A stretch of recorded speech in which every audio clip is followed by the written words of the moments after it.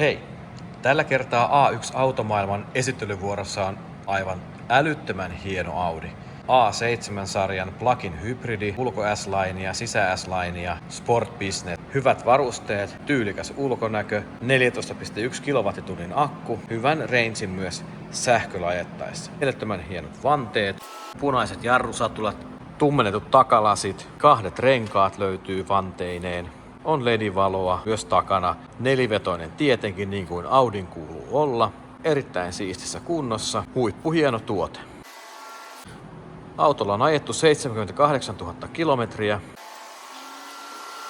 Kyseessä on erittäin tyylikäs korimalli Audilta, parasta mitä rahalla saa. Mukavasti tunnelmavalaistusta ja erittäin siistissä kunnossa.